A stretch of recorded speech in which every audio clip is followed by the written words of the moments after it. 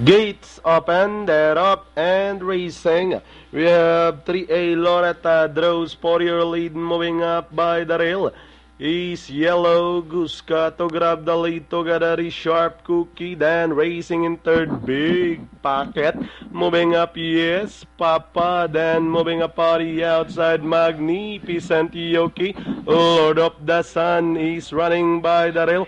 Then next in line, Boss General, as they race towards the 600.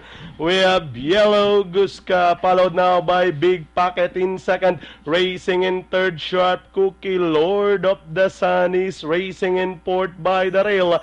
As they race towards the 450, it's now Big Pocket takes command over Yellow Guska in second. Racing now in third, Magnificent Yoki. Yes, Papa. Lord of the Sun is running by the rail as they swing for home.